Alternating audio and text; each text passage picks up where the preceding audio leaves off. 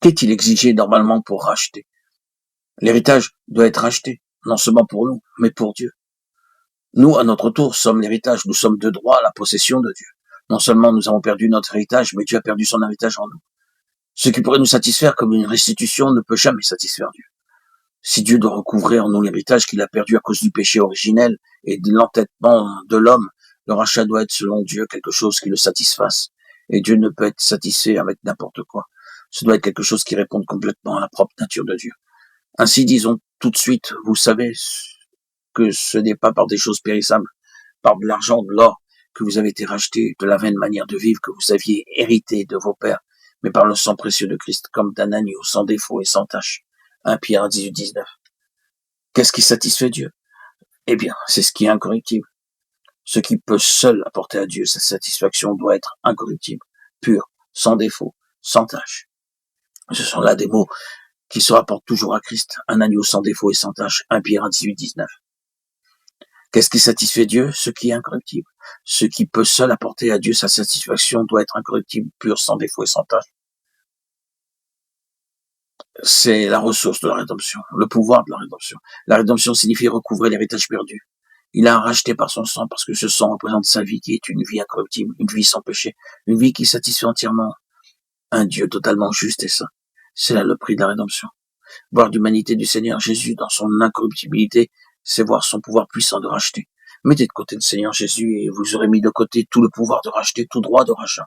Sans lui, il n'y a aucun espoir de rédemption. Nous ne pouvons être rachetés pour Dieu avec ces choses corruptibles comme l'argent et l'or.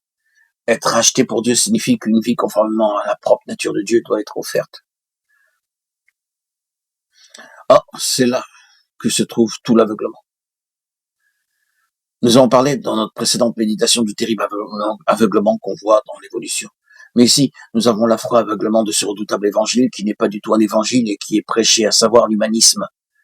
Il est dans le pouvoir de l'homme de devenir comme Dieu. Les racines et les graines de la perfection sont profondément dans l'être humain, si seulement il creuse assez profond pour les trouver. Il n'y a aucun besoin d'intervention de l'extérieur.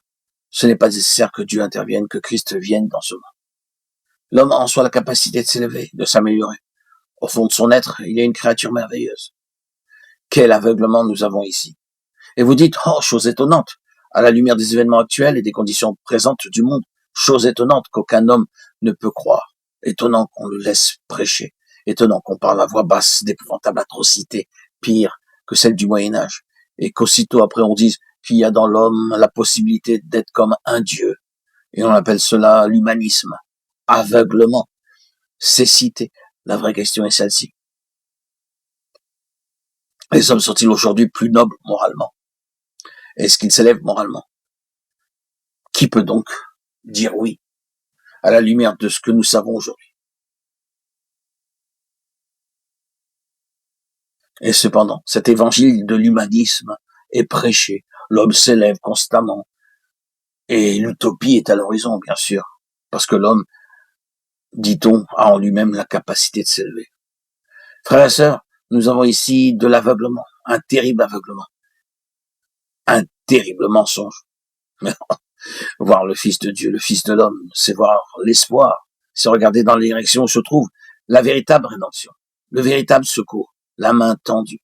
La rédemption est dans un autre genre d'humanité et dans un pouvoir de racheter parce qu'il y a là quelque chose qui satisfait Dieu, son Fils bien-aimé, notre Seigneur. Tout ce qui ne satisfait pas Dieu ne peut jamais être un pouvoir rédempteur. Jamais.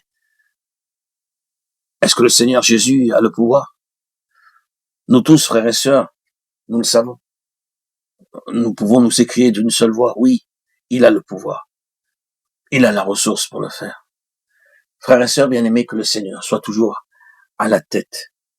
Notre Seigneur. Afin que tout ce que nous entreprenions soit toujours au regard de sa pure, sainte et puissante volonté.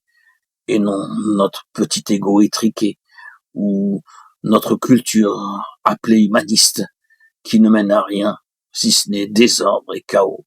Ouvrez les yeux sur ce monde. Ouvrez les yeux sur ce que le Dieu de ce siècle a fait.